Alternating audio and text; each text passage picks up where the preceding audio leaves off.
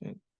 जी, कल जो है हम ये रेप्लिकेशन यहाँ पे एरर आ रही थी, ये अब जो है ये एरर चली गई है। उसकी वो प्रोसेस की एरर दे रहा था, वो अभी एरर भी देख लेते हैं, पुरानी हिस्ट्री में पड़ी हो। अब ये ग्रीन है रेप्लिकेशन, ठीक है। ये पब्लिशर है रेप्लिकेशन मॉनिटर में। एजी नोड 1 हमारा पब्लिशर है। टेस्ट 3 हमने नाम दिया था, पब्लिकेशन का कुछ भी दे सकते थे। और ये नोड 2 जो है हमारी सब्सक्रिप्शन है, ठीक है। और इसको हम जब डबल क्लिक करें, ये राइट क्लिक करके प्रॉपर्टीज कर लें, तो ये एरर कल आ रही थी, the process could not connect to subscriber, ये वाली एरर आ रही थी। इसको मैंने फिक्स कर दिया, ये ठीक है। तो अब जो है ये एरर चलेगी, उसको कैसे फिक्स किया मैंने, एक्शन में जाके सब्सक्रिप्शन प्रॉपर्टीज में जाके, आप वो एक यूजर यूज कर सकते हैं, लेकिन दोनों डेटाबेस पे एक्सेस होनी चाहिए उसको, और उस फोल्डर को जो कल हमने बनाया था जो रेपल डाटा के नाम से, उस पे एक्सेस देनी है रीड राइट की। यहाँ मैंने उसको run under the following Windows account करके, तो आप अलहदा से कोई भी रेप्लिकेशन का यूजर बना लें। वो एक्सेस का इशू था, हालांकि पता नहीं क्यों आया है, तो ठीक है, हमने उसको फिर इस तरह एक्सेस दे दिया है। इसमें आप जरूरी नहीं है, यहाँ जो है सब्सक्राइबर पे जाके लिखेगा, आप ये भी सिलेक्ट करके और यहाँ पे दूसरे जो है अकाउंट भी दे सकते हैं, रन द सीक्वेंस। अच्छा, ये तो हमने दिया था, ठीक है, सही है। तो अब ये हमारी रेप्लिकेशन जो है चल रही है। अब आपने एक टेबल, एक से ज्यादा टेबल ऐड कर सकते हैं, आर्टिकल कहते हैं उनको ना, क्योंकि तो व्यू भी हो सकते हैं। अब इसमें आप जितना मर्जी डाटा ऐड करते जाए, इंसर्ट अपडेट डिलीट, खुद ब खुद दूसरे जगह पे जो है टेबल रेप्लिकेट होता जाएगा। अब फर्क क्या है, ये ट्रांजैक्शन रेप्लिकेशन है। आपने जो ऑलवेज ऑन किया वो पूरी डेटाबेस को मिरर किया, ठीक है। जो कुछ इस डेटाबेस में होगा, सोर्स डेटाबेस में, वही टारगेट डेटाबेस में ऑलवेज ऑन अवेलेबिलिटी ग्रुप में ये था। वो मिररिंग थी कंप्लीट डेटाबेस की। यहाँ हम जो है ट्रांजैक्शन लेवल पे कंट्रोल कर रहे हैं, ये फिल्टर लगाए ना लगाए पूरा टेबल रेप्लिकेट होता रहे। तो इसकी फिर आगे रेप्लिकेशन को जिसने अब तो खैर मैंने बताया ना कि यूज नहीं हो रही, लेकिन अगर रेप्लिकेशन है तो पूरा इंडिपेंडेंट एक बहुत बड़ा टॉपिक है। इसके लिए अलहदा पूरी, यानी हम पहले तो बुक लिखी जाती थी। तो कॉन्फ़िगर करना हो तो आपको तरीका बता दिया, एप्लीकेशन भी दिखा दिया। इसको फिर आप, कॉन्सेप्ट इंपॉर्टेंट है कि डिस्ट्रीब्यूशन, पब्लिकेशन और सब्सक्रिप्शन, ये तीनों चीजें आपको आनी चाहिए। तो बनाना कैसे है, बाकी वो टाइप्स भी बताई थी कि भी स्नैपशॉट एप्लीकेशन होती है, इंटरव्यू में क्वेश्चन आएगा, और फिर ट्रांजैक्शन होती है, और मर्ज होती है, पीयर टू पीयर भी है टाइप। ये है, जो स्नैपशॉट है वो फुल टेबल वहां से वहां जाता है सेकंड उस पे। इसमें भी स्नैपशॉट एजेंट यूज होता है पहली दफा क्रिएट करने के लिए। पहली दफा जो है वो जब हम कहते हैं ना ये इनिशियलाइज करो, तो वो पूरा का पूरा जो है उसको कर रहा होता है कॉपी। यहाँ पे एजेंट, ये तो ये फिर ये कुछ जॉब्स भी बना देता है। और पीयर टू पीयर भी ट्रांजैक्शनल ही है, लेकिन उसमें आपको थोड़ा कस्टमाइज भी करना पड़ता है एप्लीकेशन को, कि भी हर एक की साइट आईडी रख के उसको प्राइमरी की का पार्ट बना दें। कराची, लाहौर, इस्लामाबाद, तो वो किस तरीके से आप हैंडल करेंगे। कराची से सिर्फ उसका डेटा रेप्लिकेट होगा, साइट आईडी 1 का, साइट आईडी लाहौर का, 2 का, वो सबको जाएगा। तो सारे इन द लास्ट जो है एक जैसा डाटा होगा उसमें। तो क्योंकि एक ही ट्रांजैक्शन को हर एक तो अपडेट नहीं कर सकता, तो मर्ज जो है वो आपका जो है दोनों साइड की चेंजेस को रिकॉर्ड करता है। मर्ज जो है प्रॉपर ये दोनों साइड की जो ट्रांजैक्शन हो रही हैं उनको मर्ज करता रहता है। लेकिन ये सारी ट्रांजैक्शनल है, पीयर ट्रांजैक्शनल तो नाम ही ट्रांजैक्शन, मर्ज भी। लेकिन जो स्नैपशॉट है वो फुल। तो ये आपको क्वेश्चन में आए तो आप इसकी तैयारी कर सकते हैं। क्वेश्चन इंटरव्यू में अब कम कर दिया, शुरू में बहुत ज्यादा पूछा जाता है ना। तो ये हो गया जी, मैंने कल का बताया। फिर हम आगे थे इस पे, मैं एक ट्राई करता हूँ कनेक्ट होने की, ये कनेक्ट होता है नहीं तो इसका यूज़र बना देता हूँ बाहर से, क्योंकि कॉपी पेस्ट का मसला आ रहा है। तो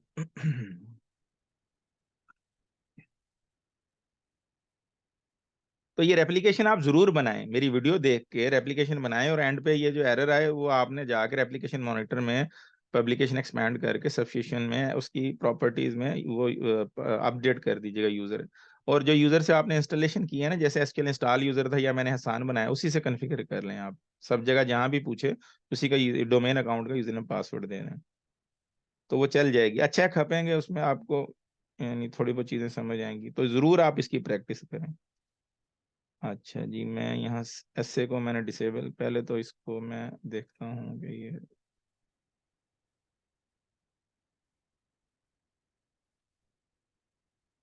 सिक्योरिटी सेटिंग कहाँ है इसकी।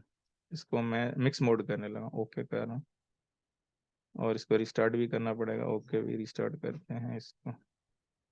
अच्छा,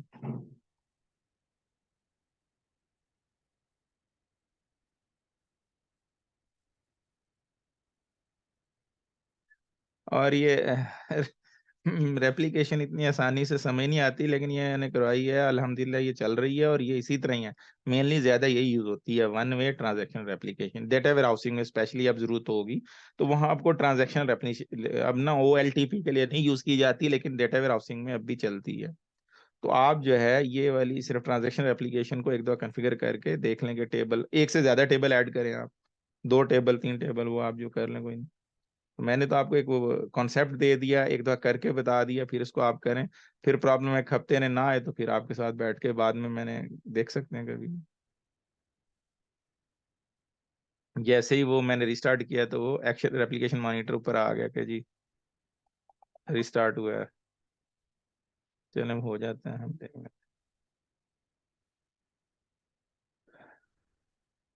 अच्छा,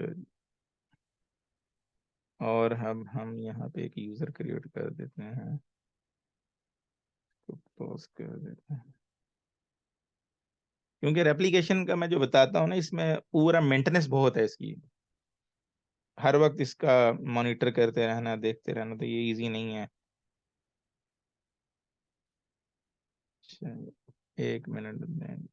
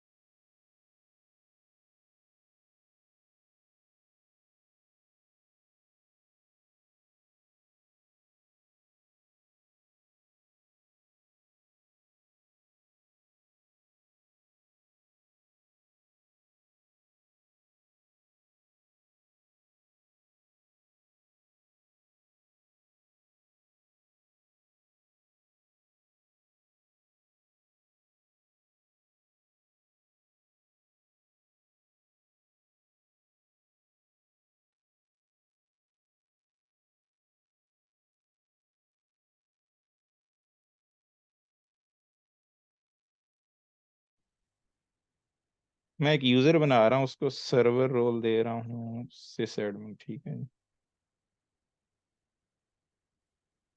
अब मैं, मेरा ख्याल है कनेक्ट होना चाहिए इसको, टेस्ट।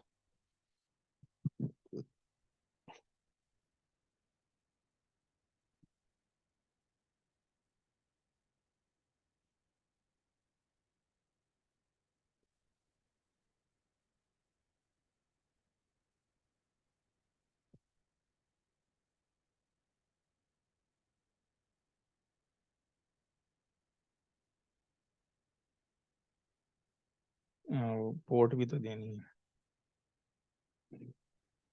मैंने इसकी 14433 दी थी पोर्ट।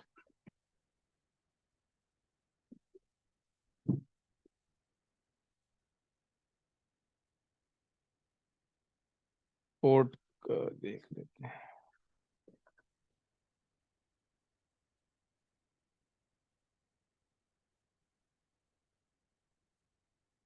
1443।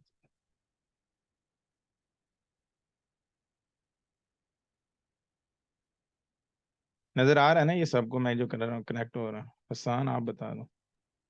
जी सर, नजर आ रहे हैं। जी सर, आ रहे हैं।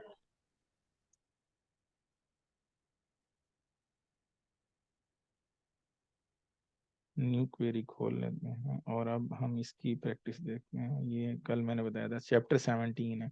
बाकी ये रीड ओनली का है हमारे पास, ये भी देख लेंगे। रीड ओनली रेप्लिका की राउटिंग कैसे है, तो वो दैट इज फाइन। पहले आप कोशिश करें वैसे एल्गोरिथम ग्रुप वगैरह पे जो है कर लें। हमारे पास 2 ही नोड हैं, प्राइमरी सेकेंडरी, एक से ज्यादा हो फिर उसका फायदा होता है। अच्छा, वो रेप्लिकेशन वाला तो हो गया, ये पिछला चैप्टर हो गया हमारा। अब हम आ गए हैं इस पे SQL सर्वर मेटाडेटा पे, ठीक है ना। इससे पहले था हमारा ये जो टॉपिक, वो 3 पोर्शन खत्म हो गया, फोर्थ उस पे आ गए हम, पार्ट 4 पे। कि आपने ना जो जो कुछ है उसको देखना कैसे है आपके पास। मिसाल तौर पे आप अभी ग्राफिकली जो चीज देख रहे हैं वो आप उसको वैसे SQL के थ्रू या क्वेरीज के थ्रू कैसे देख सकते हैं। ये भी डेटाबेस जिस वो बताओ जिनके सबका रिकवरी मॉडल जो है फुल है। इसी तरह मजीद चीजें हैं। तो ये मैंने कहा भी था कि आप रन करें। अच्छा, यूज इंफॉर्मेशन स्कीमा व्यू, अभी तो ये चैप्टर 10 के इसने बनाया है। अब उस पे चैप्टर 10 पे जाके डेटाबेस बना लेते हैं।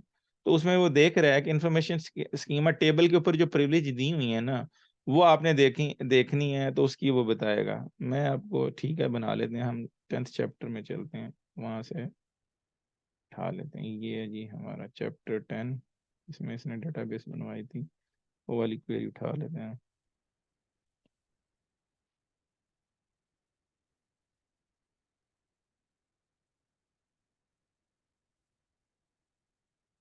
प्रैक्टिस, ये इम्पोर्टेंट है, इससे हम काफ़ी कुछ जो है देख लेते हैं, जनरेट कर लेते हैं, प्रोग्रामिंग में यूज़ करते हैं। तो ये सारी चीज़ें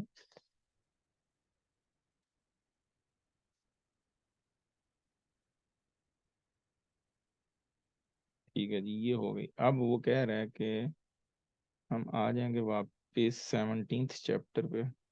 स्केलिंग वर्कलोड ये है, और ये आ रहा है हमारा मेटाडेटा ऑब्जेक्ट्स, ठीक है। ये कह रहा है कि अभी इससे आप देखो कि जो आपका टेबल नेम सेंसिटिव है, ये अभी हमने क्रिएट भी किया कि इसकी प्रिविलेज टाइप अभी किसी को नहीं है, ठीक है। मैं करता हूँ, देखते हैं, grant select on sensitive data to, मैं दे देता हूँ किसको, टेस्ट को। मैंने हालांकि खुद ही इसको कनेक्ट हुआ, लेकिन चलिए, grant grant select on okay to,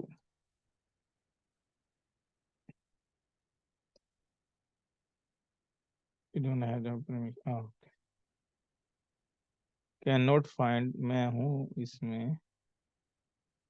अच्छा, ये मेन है ना उसका, ठीक है, मैप कर देते हैं।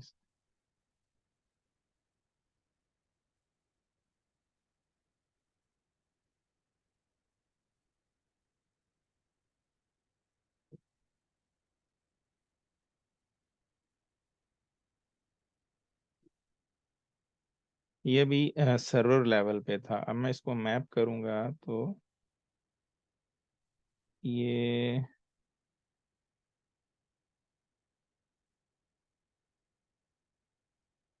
अच्छा, इसका ये DB ओनर है ऑलरेडी, किसी और को दे के देख लेते हैं।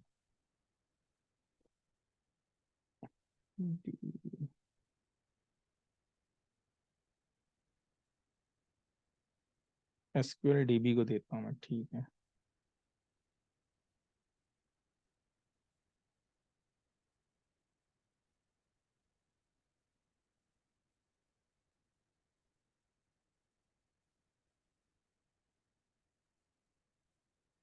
ये चैप्टर इसमें हो गया। और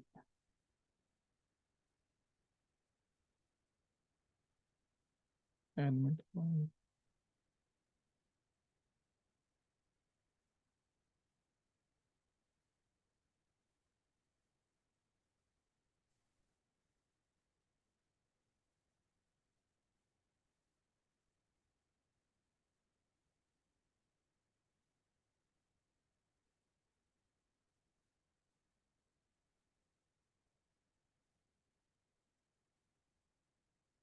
तो मैंने इसको grant select on sensitive data को जो टेबल है मैंने ये यूजर को एक्सेस दी, इसको मैप किया क्योंकि इस डेटाबेस के अंदर तभी आएगा।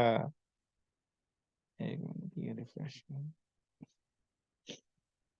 चैप्टर 10 के अंदर जब भी आएगा जब उसको मैप करेंगे, तो मैप करने के बाद डेटाबेस के अंदर उसको एक्सेस दे सकते हैं। तो वो अब प्रिविलेज दिखा रहा है, मैं और यूजर कहूंगा। तो इस तरह आप देख सकते हैं कि अब जब बहुत ज्यादा टेबल्स होते हैं तो आप इस तरह ग्राफिकली नहीं देख सकते, तो यू मस्ट नीड दिस कि आपको स्क्रिप्ट के थ्रू पता चलेगा। मैंने इस तरह कल रिपोर्ट बना के दी थी, तो हाँ, सैकड़ों टेबल हैं, बीसियों यूजर हैं, तो उन सब की एक्सेस निकाल के आपको रिपोर्ट बना के, तो you can not gate graphically, आपको इस तरह ये व्यूज चाहिए होंगे। ठीक है जी, ये इसी तरह मजीद इंफॉर्मेशन देखते हैं। अब ये चैप्टर 16 का कह रहा है, chapter 16 you follow the example in the, कह रहा है चैप्टर 16 अगर है उसमें आपको क्या कह रहा है कि लॉगिन नेम देखो और सिलेक्ट ट्रांसफर पेज एलोकेशन, तो वो आपको बता देगा कि भी कस्टमर हमने क्रिएट किया था ना ये, तो इस तरह से वो डेटाबेस पेज एलोकेशन देखनी है आपने, वो बता देगा उसकी डिटेल। इसकी प्रैक्टिस कर लेते हैं, चले ये 16 साथ ही है। 16 में हमने डेटाबेस,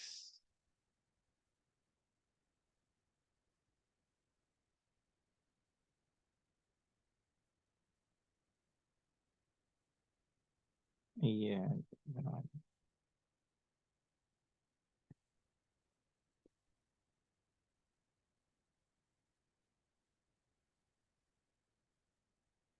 मैंने वैसे ये आपसे कहा था ये प्रैक्टिस कर लेते हैं ना, ये आप कर सकते हैं, तो आपको अंदाजा हो जाएगा क्या बताना चाह रहे हैं। ये खाली इंफॉर्मेशन है, इसमें एज सच वो नहीं है, कोई कॉन्सेप्ट नहीं है आर्किटेक्चर का। ये आप खाली मेटा डाटा को देखना है, आपने प्रिविलेज क्या है, किस पे क्या चीज़ें हैं, अपने डेटाबेस के हवाले से प्रॉपर्टीज, ऑब्जेक्ट के हवाले से सर्वर लेवल पे प्रॉपर्टीज हैं, व्यूज, डिक्शनरी व्यूज कह सकते हैं इनको। ठीक है जी, डिटरमाइन, फिर भी मैं कुछ करा दूँ। अच्छा अच्छा, ये हम रन करते हैं, ये बन गई। और अब हम वापस चले जाते हैं 17 नंबर चैप्टर पे।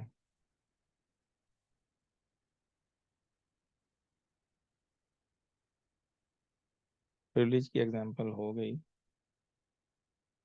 अच्छा जी, ये कह रहा है कि अगर आपने बना ली, हमने बना लिया जी, तो इसमें क्या बताना चाह रहा है कि मुख्तलिफ किस्म की चीज़ें।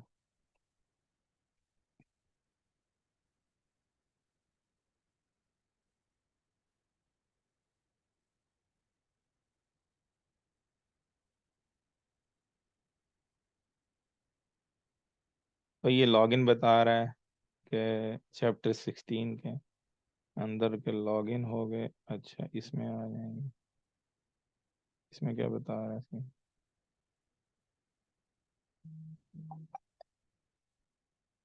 और ये जनाब जो डेटा पेजेस के ये डेटाबेस है उसका ऑब्जेक्ट आईडी ये जो होगा, जो अभी हमने क्रिएट किया, customers, index ID, partition ID, row set ID, allocation, ये उसकी डिटेल है कैसे पड़ा हुआ है।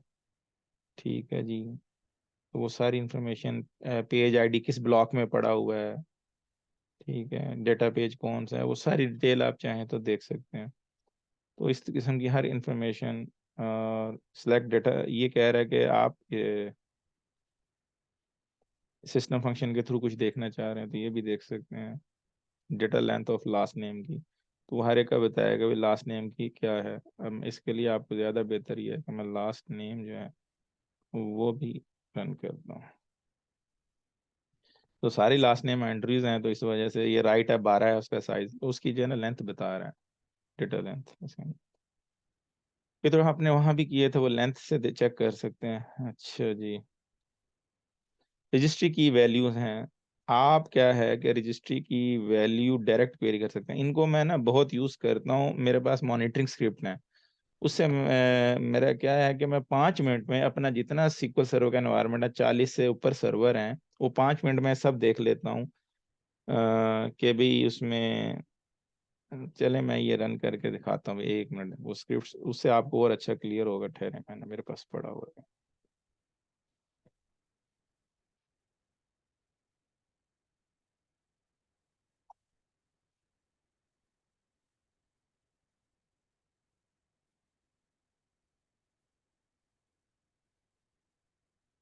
सर रजिस्ट्री की का क्या मतलब है? एक मिनट, ये शेयर कर। ये जो है ना विंडोज के अंदर ये होती हैं। गुड, आपने क्वेश्चन किया। ये करना चाहिए, जब नहीं पता मैंने एक चीज कही है तो बिल्कुल ये पूछना चाहिए आपको। ये ना विंडोज की रजिस्ट्री होती है जिसमें इसकी ना सिस्टम कॉन्फ़िगरेशन उसने की होती है विंडोज की अपनी। जैसे एच की लोकल मशीन बेसिकली है। जैसे अभी यहाँ पे हम आ जाएंगे माइक्रोसॉफ्ट पे। ठीक है जी।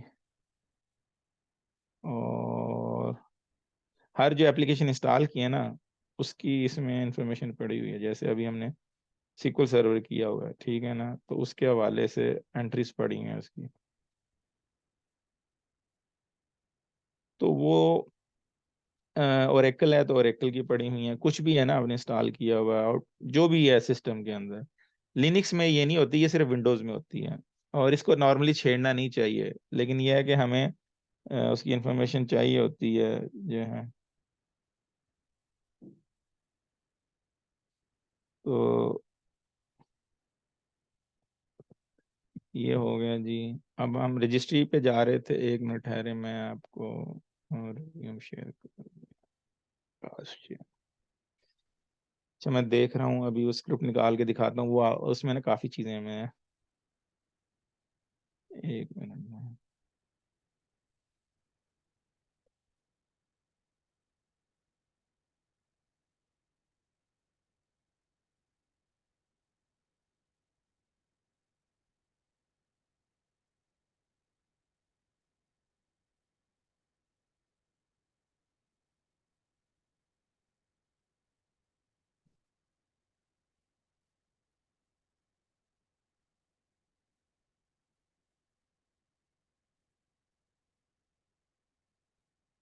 ठीक है, देखें ये मैंने, अगर मुझे ये ना, मैं वैसे मॉनिटरिंग करनी है तो पहले सर होगा ना। अब मैं जब ये क्वेरी रन करता हूँ, बल्कि ये भी आपको बताना था, अच्छी चीज़ है ये, टाइम पे मैं ना ये आपको बता देता हूँ।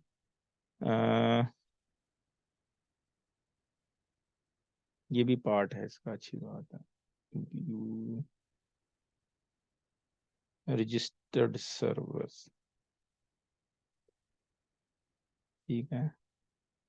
यहाँ मैं एक ग्रुप बनाता हूँ, न्यू सर्वर ग्रुप। मैं बना देता हूँ अपना,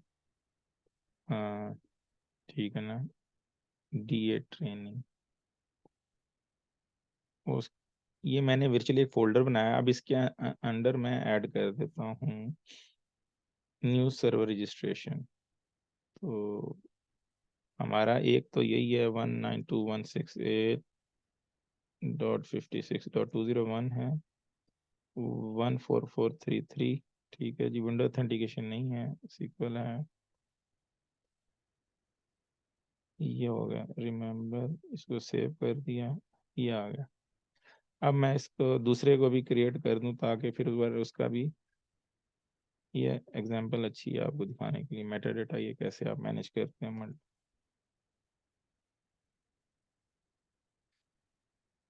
रजिस्ट्री तो क्लियर हो गई है ना आपको, विंडोज की कॉन्फ़िगरेशन क्या है उसकी। और ये चीज़ मुझे विंडोज़ में पसंद नहीं है। आप जब लिनक्स में ये चीज़ें नहीं होती हैं, आपने फोल्डर उड़ा दिए, सब उड़ गया, उसको क्लीन अप बड़ा आसान होता है। इसमें ना रजिस्ट्री कई उड़ानी पड़ती हैं, बड़े मसले होते हैं, जिसकी वजह से जो है ना वो क्लीन अप और वो डिपेंडेंसीज रह जाती हैं।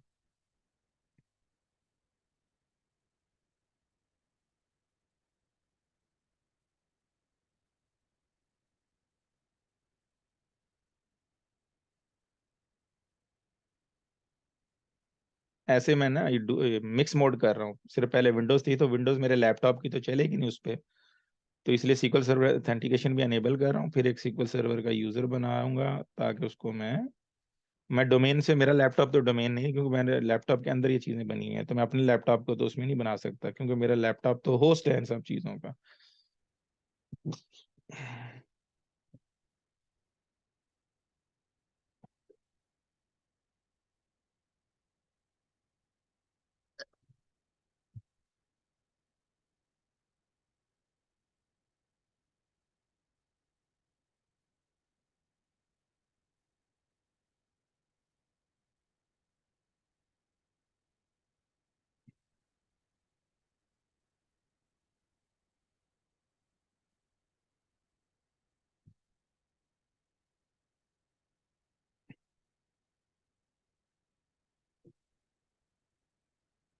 ये रियल टाइम में कैसे काम होता है आपको ये पता चल रहा है। वैसे एनफोर्स पॉलिसी रखते हैं, लेकिन मैं फिलहाल ये ट्रेनिंग के लिए सिंपल चीजें रख रहा हूँ। सर्वर रोल दे रहा हूँ, ये भी आप जिसे एडमिन बनाने का होगा, चलो ये मैंने इसको बनाया। अब मैं यहाँ से बाहर आ गया लैपटॉप में, अपने लैपटॉप से समझो मेरा एक तरह का वर्क स्टेशन हो गया सर्वर्स पे काम करने का। मैंने ये एक कर दिया, मैं इसमें एक और इस फोल्डर में डी ट्रेनिंग के नाम से जो मैंने बनाया है न्यू सर्वर एक और रजिस्टर करता हूँ। अब मैं इसको 192.168.56.202.14433 मैं अपनी मशीन में भी एलियस बना सकता हूँ, इसके हैं फार्मूले, लेकिन फिलहाल वो मैं बाद में बताऊंगा, फिर आपको पोर्ट देने की जरूरत नहीं पड़ती। लेकिन कोई मसला नहीं है, अभी ये दे रहे हैं आपको पता है। मैं इसको पहले टेस्ट करूंगा, टेस्ट हो गया, ये सेव हो गया। देखें मेरे ये मैंने ये डिस्कनेक्ट कर देता हूँ मैं, और मैं सिर्फ ये तो मैं अभी बंद कर देता हूँ सारा। नो, आपको समझ आ जाएगी कि हम कैसे करते हैं काम मल्टीपल सर्वर्स पे, एक ही मिनट में काम हो जाता है। ठीक है,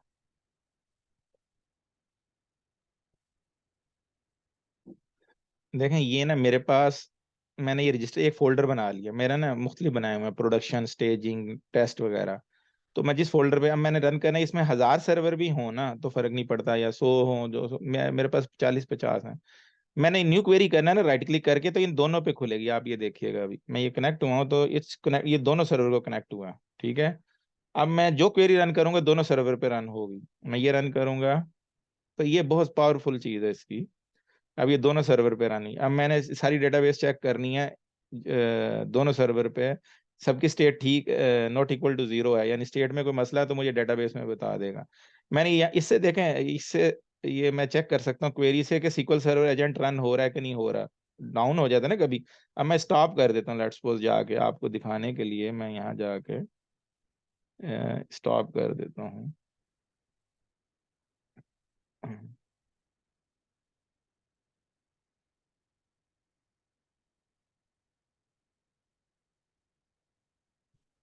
तो इतना पावरफुल है कि ये विंडोज लेवल पे एक सर्विस स्टॉप हुई है, तो ये उसको भी बता रहा होता है। ठीक है, देखें ये SQL सर्वर का ये टूल इंतहाई पावरफुल है। मैं इसको स्टार्ट कर देता हूँ, इस पे काफ़ी चीज़ें तो हमने कन्फिगर की हैं।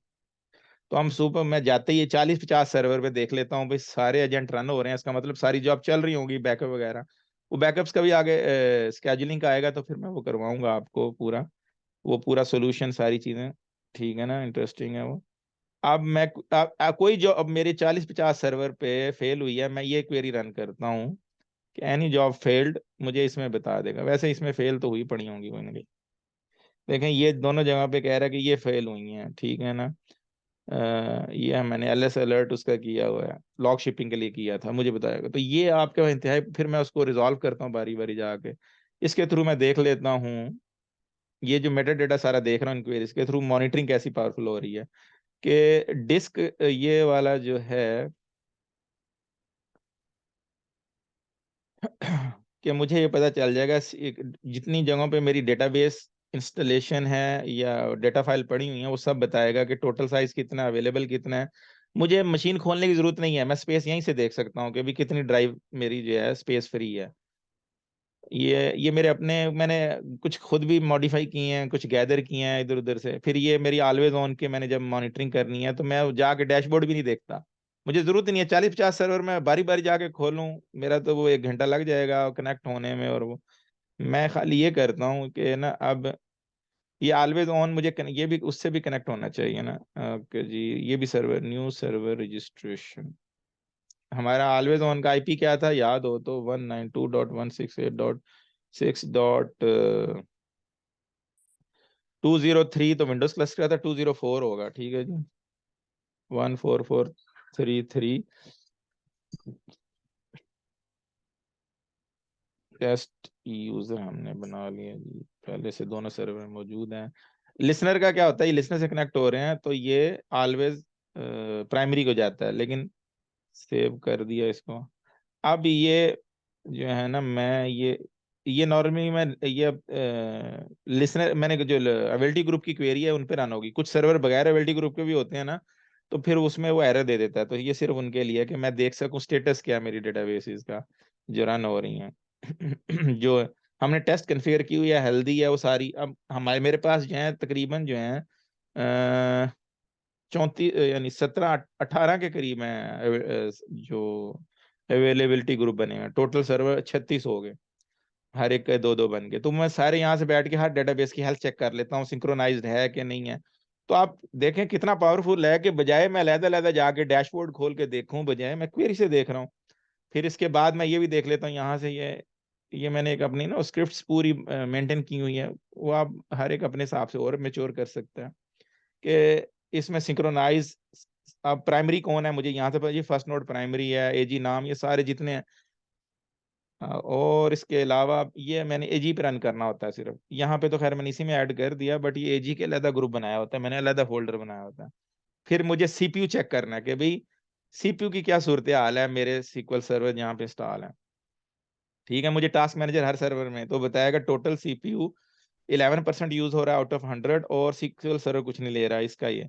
तो जब मैं वो क्वेरी रन कर रहा हूँ उस टाइम पे बताता है। बार बार रन करूंगा तो थोड़ा चेंज भी होता रहेगा। देखें ये अभी खैर वो 19-20 का फर्क अभी आया था, सीक्वल में कुछ थोड़ा सा यूज कर रहा था। ये देखें कुछ चेंज होता है तो हल्का सा यूटिलाइजेशन। तो मुझे इससे पता चल जाता है, क्योंकि अलार्मिंग कहाँ 75% से ऊपर जाए अलार्मिंग है, 50% तक भी मैनेजेबल है, कुछ 50-60 चल जाता है। ओके। और इससे मैं क्या देख सकता हूँ, मेमोरी यूटिलाइजेशन देखें। मैं ओएस लेवल पे जाके क्वेरी कर रहा हूँ, इतना पावरफुल है कि भी अब मेरे पास टोटल मेमोरी कितनी है, 8-8 GB है, अवेलेबल कितनी है, और पेज परसेंट यूज कितना हो रहा है। ठीक है जी, 27% यूज हो रहा है, 32%। तो फिर उसके बाद ये है कि हर डेटाबेस का साइज मुझे देखना है। मैं डेली ना सेव करता हूँ इसको, इसलिए कि मुझसे डेली कोई ग्रोथ पूछे तो मैं डेली जाके लाजमी सेव करता हूँ। तो साल बाद मैं रोजाना मुझे पता होता है आज इसका साइज ये था, कल ये था, तो मैं इस पे देख सकता हूँ कि मैं महीने बाद मेरी डेटाबेस का साइज क्या है, तो आई कैन कंपेयर इट। तो ये अपना अपना मॉनिटरिंग का। तो देखें ये आपने देखा। इसके अलावा है मजीद हैं काफ़ी परफॉर्मेंस की बहुत क्वेरीज होती हैं, वो तो आप जितना करें। तो ये कितना इंटरेस्टिंग चीज़ है कि आप डिस्क भी, मेमोरी, सीपीयू, डेटाबेस का status, server status, always on, इस तरह रेप्लिकेशन की भी मिल जाएंगी, आपको बना लेंगे अपने हिसाब से। तो ये जो मेटा डाटा, ये जो आप कह रहे हैं, आप ये कह रहे हैं फाइंडिंग द पोर्ट नंबर, आपको अब मैंने जैसे पोर्ट नंबर ढूंढनी थी, मैंने कैसे जाके देखी, वहां जाके भी मुझे देखनी पड़ेगी उसमें, क्या कहते हैं, कॉन्फ़िगरेशन मैनेजर में। तो अभी मैं इस पे फिर खोल लेता हूँ, चलें। ये 3 लिसनर को भी ले रहा है। ये जिसको एरर दे रहा है 20204, इसमें कहीं कॉपी में गलती हुई है।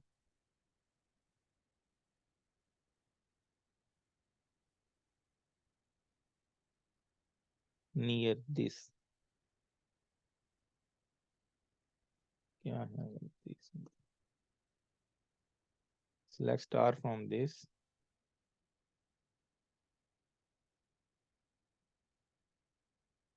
हो सकता है इस क्वेरी में गलती हो। Then case when this then select valid data.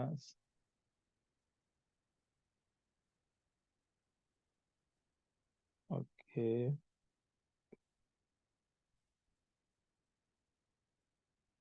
like IP and value name equal to this।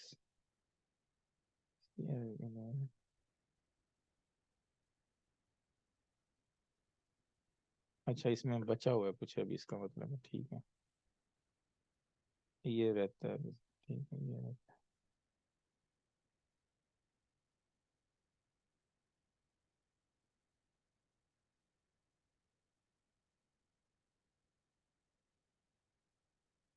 तो अभी ये पोर्ट नंबर नहीं बताया इसने, क्यों नहीं बताया? ठीक है, इसके थ्रू नहीं देख पा रहे, नहीं देख पा रहे। ये तो इसके थ्रू सबका देखना है पहले, इसकी कहीं इंफॉर्मेशन गलत हो। Value data TCP not equal to this.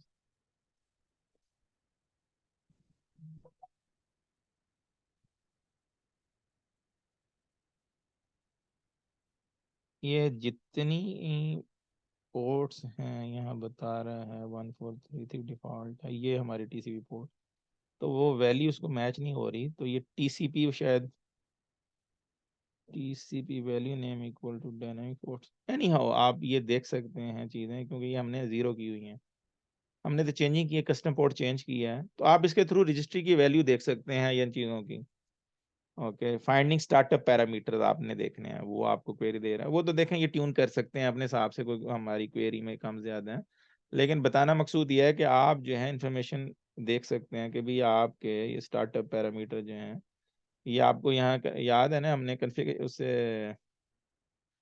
यहाँ से दिखाए थे आपको, इसके स्टार्टअप पैरामीटर होते हैं,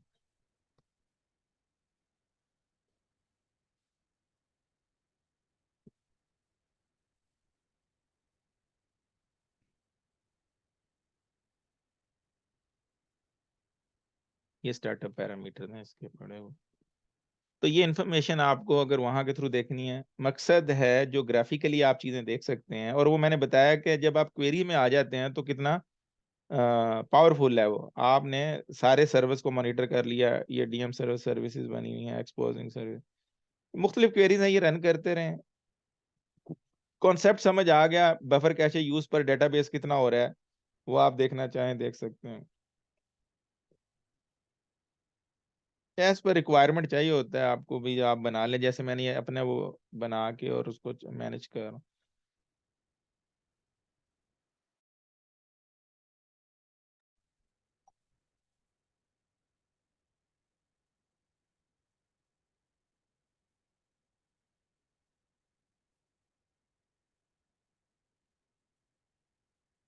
ये जी बता रहा है कि जो है ना डेटाबेस रनिंग परसेंटेज क्या है, कैश्ड पेजेस क्या है, ये डिटेल है, ये इसका आर्किटेक्चर एक अलहदा से टॉपिक है इसका, वो अलहदा से जब आप वो खुश्क है वो बाद में कभी देखेंगे, इसमें तो शायद चैप्टर आए, अगर आएगा तो देख लेते हैं,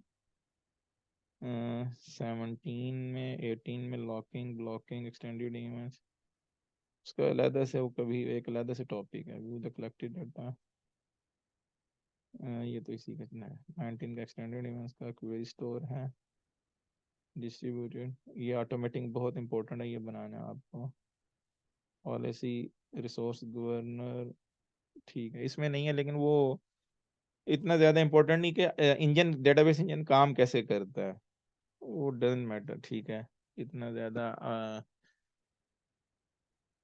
डीएमडीबी बीच बीच में फाइल हमने थोड़ा उस पर पढ़ा है, एक्सपोजिंग फाइल स्टेट्स, ठीक है जी, which the file belong, space usage अभी रन भी किया था हमने कि डीएमडीबी फाइल स्पेस ये रन कर लेते हैं, अच्छा जी, इसकी क्वेरी नीचे होगी डिटेल में शायद, तो उसके कॉलम बता रहा है, उस व्यू का नाम बता रहा है, ये व्यू है, फिर उसके कॉलम है, व्यू है उसके स्टैट्स फॉर कैपेसिटी, ये जैसे आरडीएम आयो वर्चुअल फाइल स्टैट्स क्या है, ठीक है, फाइल कैपेसिटी डिटेल्स, तो ये हमें जब जरूरत पड़ती है ना हम उस तरह ढूंढ लेते हैं, निकाल लेते हैं, क्योंकि ये आप याद तो नहीं रख सकते हैं, एवरी वर्जन में मजीद क्वेरीज ये ले आते हैं, तो लेकिन मिलती जुलती आपको जब जरूरत होती है अपना सेट बना के रख लेते हैं, उसको यूज करते रहते हैं, इसके लिए देखना आपको टी सीक्वल अच्छा आता होगा तो फिर इनकी समझ आती है आपको, ये तीनों सर्वर पे फाइल साइज जो है मास्टर का, क्योंकि हम जिस पे रन करेंगे उसका बताएगा, ये फिलहाल मास्टर पे रन करें तो उसकी डिटेल के कितनी स्पेस फ्री है, और आयो स्ट्रीम स्टॉल राइट मिली सेकंड कितना ले रही है, रीड में कितना, ये है ना मिली सेकंड में रीड कर रही है, हिट रेशो मिस रेशो आपको बताई थी कि नहीं, खैर वो अभी बात मैं बता देता हूँ, ये मैंने शायद बताई थी मिस रेशो या हिट रेशो, मेमोरी और उसकी कि भी अगर डिस्क से क्वेरी आप रन कर रहे हैं, तो अगर तो उसको मेमोरी में नहीं मिल रही बफर्स में वो डेटा, और उसको जाना पड़ रहा है डिस्क पे, तो दैट इज उसको कहते हैं फिजिकल रीड, और जो मेमोरी से मिल जाए उसको कहते हैं लॉजिकल रीड, ओके, और इसमें एक चीज होती है मिस रेशो हिट रेशो, कि भी मिस रेशो ये है कि every time it will try to read from the memory, अगर मेमोरी में उसको मिल गया तो वो उसकी हिट रेशो है, और नहीं मिला फिर फाइल पे जाना पड़ा तो दैट इज जो है फाइल पे जाना पड़ा तो मिस रेशियो है, और हिट अगर, तो टोटल 100 में से 99% आइडियल है, यानी मोर देन 90 होना चाहिए, लेकिन 99% आइडियल है, 100% तो नहीं मिलती। कि एक दफा डिस्क में गया, उठा के मेमोरी में ले आया, अगर वो दोबारा बार बार रन कर रहे हैं तो इसका मतलब मेमोरी का प्रेशर है, आपको मेमोरी बढ़ानी पड़ेगी, देयर इज इशू, परफॉर्मेंस का इशू है। तो वो मिस रेशो और हिट रेशो, ये आर्किटेक्चर का है। खैर थोड़ा मैं आपको कॉन्सेप्ट इसका बता दूं साजिद। ड्राइव स्पेसिस के लिए अभी मैंने बताया था, मैंने भी देखी थी यहाँ से, आप ये भी इसने एक बताया हुआ है, मैंने अभी आपके साथ बैठ के सी ड्राइव का देखा था, एक क्वेरी जो मैंने बनाई थी। ये पावर शेल का देखूंगा मैं आपको ना, ये कोर के साथ कराना होगा तो ये पावर शेल का, क्योंकि इसके मॉड्यूल इंस्टॉल करने पड़ते हैं, टोटली एक अलहदा से ब्लैक कमांड प्रॉम्प्ट पे सारा काम होगा। तो ये मैंने वैसे भी लास्ट पे रखा है, ये अलहदा से टॉपिक रखूंगा, क्योंकि टोटल कमांड बेस होगा, आपको इंस्टॉलेशन वो कमांड सारी नहीं है।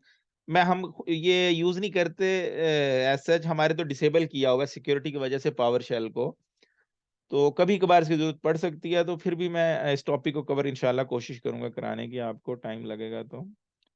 और ये जनाब इसलिए मैं कह रहा था, ये खुद आप रन करें, ठीक है ना। परफॉर्मेंस काउंटर लाने हैं, अब परफॉर्मेंस काउंटर आप कैसे देखते हैं, अगर आप सर्वर पे हैं ऐसे देख सकते हैं, वो ग्राफिकली मैं बताता हूँ आपको।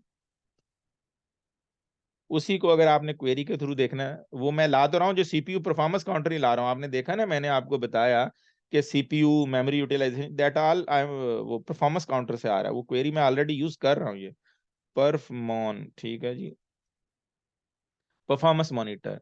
तो इसके अंदर होते हैं, जब आप इंस्टॉल करते हैं ना सीक्वल सर्वर, अपने कुछ खुद ब खुद जो है ना अपने वो ट्रेसिंग भेज देता है, ये परफॉर्मेंस मॉनिटर होता है। तो इसके हम डायरेक्ट उसे यूज कर लें, तो वो इसके थ्रू आप यूज कर रहे हैं, तो वो बता रहा है। ये मैंने आपको ऑलरेडी दिखा भी दिया है वो क्वेरीज कि आप कैसे हैं। इसकी आप प्रैक्टिस करते रहें, रन करें इनको, अच्छा इस पे आपके हैंड्स ऑन होना चाहिए चीज़ों का। ना समझ आए पूछ लें भाई, ये वेट्स वगैरह जो हैं, क्वेरी ना इधर रनिंग वेटिंग और इट्स रनिंग, कभी कितना वेट करना पड़ रहा है उसको, जो है क्वेरी रन करने के लिए लॉकिंग आती है, वो लॉकिंग का तो आपको पता है, लॉकिंग तो होती है, लेकिन ज़्यादा वेट करना पड़े तो वो प्रॉब्लम है, ठीक है। ये कैसे सिक्वल परफॉर्मेंस के ये कह रहा है कि रीसेटिंग वेट स्टैटिस अगर क्लियर करनी है तो ये आप करें प्रैक्टिस, ठीक है जी। कैलकुलेटिंग सिग्नल वेट्स और calculating highest waits over a defined period, ठीक है जी। डेटाबेस मेटा डेटा वो सर्वर लेवल पे था, अभी तो यहाँ से आप देख सकते हैं जी। ये बता रहा है किसका, सिस डीएम डीबी पेज इन्फो, तो डेटाबेस की पेज इन्फो का ये बता रहा है। ये हम अगर क्वेरी आएगी तो ये चैप्टर 17 में हमने किया था, क्रिएट डेटाबेस। अच्छा जी, इसको इसने खुद ही क्रिएट करा है, हम चैप्टर 17 में ही हैं तो ये खुद क्रिएट करा है, ये क्रिएट कर लेते हैं इसको।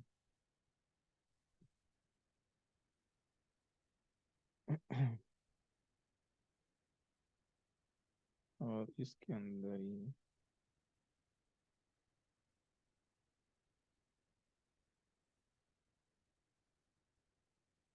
इंसर्ट कर रहे हैं वैल्यूज, वेरी इंपॉर्टेंट वैल्यू,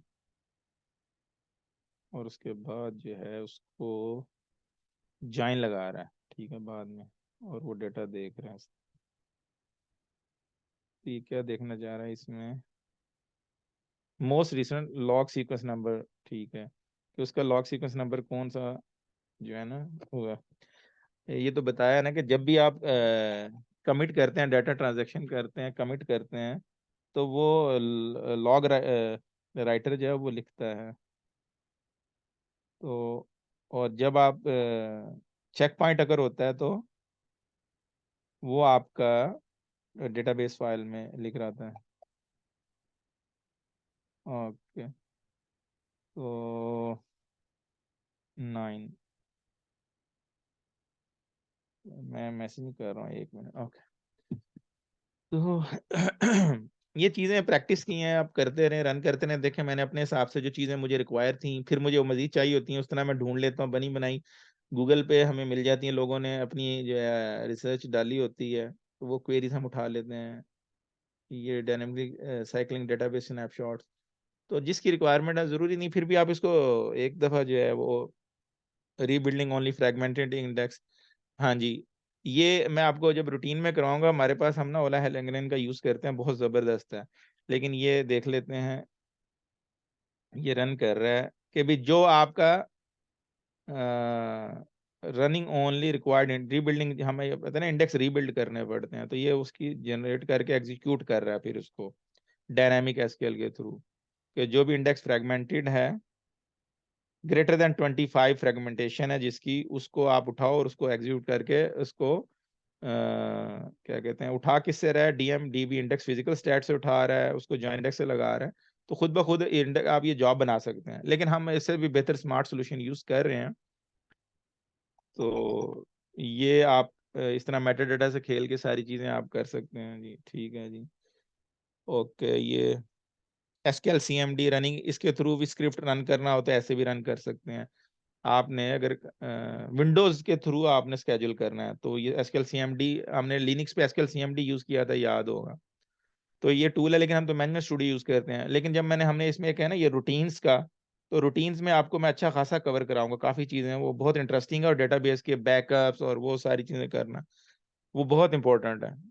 ठीक है, लॉकिंग ब्लॉकिंग अभी है 15 मिनट। ठीक है, लॉकिंग एंड ब्लॉकिंग ये तो याद है ना सबको, कोई भूला तो नहीं है हसीब?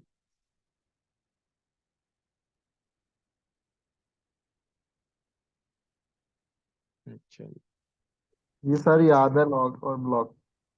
इसको आपको हम एक दफा कर चुके हैं, तो मेरा नहीं ख्याल इसको लॉकिंग बिहेवियर ऑनलाइन मेंटेनेंस। अच्छा, ये वैसे बता रहा है ब्लॉकिंग भी अभी after about after wait wait at low priority setting है। ये डेटाबेस बना रहा है, देखते हैं पूरा चैप्टर में क्या कर रहा है, अगर हमारी रिक्वायरमेंट है तो उसके हिसाब से। ठीक है, टेबल्स बना रहा है, ये लॉक कंपैटिबिलिटी शेड, ये याद आ गया होगा आपको अभी काशिफ, एस यू एक्स ये सारे। ठीक है जी, शेड अपडेट एक्सक्लूसिव। ठीक है जी, तो वही आप उसी उसका ही दोबारा पढ़ लें। अच्छा है, वो इंटेंट शेड था, आई एक्स याद है, ये सारा पढ़ाया था, तो ये आप वही पढ़ लें, ये टेबल्स पढ़ाए थे मिलते जुलते आपको। ठीक है, अंडरस्टैंडिंग डेडलॉक्स, डेडलॉक भी करवाया था जी आपको, सान डेडलॉक भी करवाया था ना जब जी रिसोर्स। सर। हाँ, तो उसी उसका अच्छा है, इसके बजाय वो ठीक कराया था उसने, बहुत अच्छा कराया, तो उसको रिपीट कर लेंगे। ठीक है जी, अंडरस्टैंडिंग ट्रांजैक्शंस का भी बताया था, ये एसिड का बताया था, याद है ना, एटॉमिक कंसिस्टेंट आइसोलेटेड है। ज़ाहिर है वो आप महीना डेढ़ दो गुजर गया, अगर आप वो दोबारा कराएंगे आपको फिर कहेगा अच्छा जी दोबारा करा दें, लेकिन फायदा नहीं है मेरा ख्याल है, अगर उसी को रिपीट कर लें। एसिड का पता तो चीज़ों का चल गया आपको कि भी एक ट्रांजैक्शन है, ये चीज़ें क्वालिटी हैं, तो उसको आप रिलेशन डाटा ट्रांजैक्शन प्रॉपर्टी कहते हैं, कि वो एटॉमिक कंसिस्टेंट आइसोलेटेड, यानी एक ट्रांजैक्शन आनी है तो आइसोलेटेड ही हो, ड्यूरेबल हो, जब वो अपडेट कर दे तो वो रहना चाहिए, कमिट होने के बाद वो डाटा नहीं जाना चाहिए, कंसिस्टेंसी हो। तो ये सारी चीज़ें मैंने उसमें पढ़ाई थी, ये थ्योरेटिकल हैं थोड़ा कॉन्सेप्ट के हवाले से, कि वो कैसे चीज़ रन हो रही है। ठीक है जी, consistent mean that the transaction move the data from one consistent state to another, all data must confirm to all data rules. ठीक है जी, आइसोलेट हो और नॉन रिपीटेबल, ये भी आपने किए थे जी। ये ना आपको दोबारा से रिवाइज करने पड़ते हैं ये जो सारी चीज़ें। ठीक है, तो डर्टी रीड के बारे में बताया था, क्या होती है डर्टी रीड, कौन बताएगा? चलो इसका तो क्या आंसर दे भी, डर्टी रीड का काशिफ यार बता दो, नहीं है तो ठीक है, कोई मसला नहीं है, नहीं है जेहन में तो। डर्टी रीड ये होती है कि अगर आप या क्वेरी में हिंट दे दें विद नो लॉक, जी सर। आपकी आवाज नहीं आ रही, ये लिखा भी हुआ है, transaction data that never exist in the database an example how, तो वो अगर आपने विद नो लॉक का अगर हिंट लगाया sir select star from sir table. जहन में नहीं आ रहा है, ये पढ़ रहा।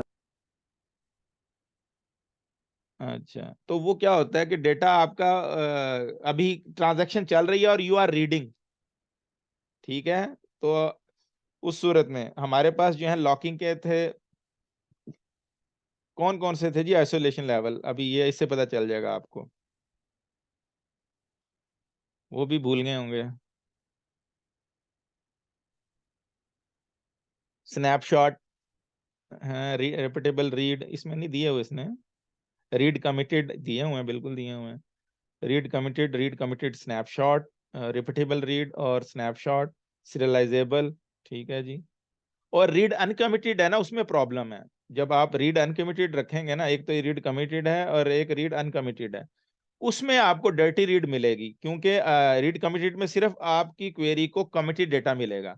लेकिन रीड अनकमिटेड अगर आपने आइसोलेशन सेट कर दिया है या विद नो लॉक का हिंट दे दिया है, तो अभी ट्रांजैक्शन चल रही है, कमिट है, हो सकता है अभी वो उसने उसी जो हालत में उसी में देना। अगर अपडेट हो गई है, 1 लाख रिकॉर्ड है, उसमें से 50,000 अपडेट हो गए हैं, तो उसको वो आपको क्वेरी करेंगे तो 50,000 अपडेटेड बताएगा, 50,000 नहीं।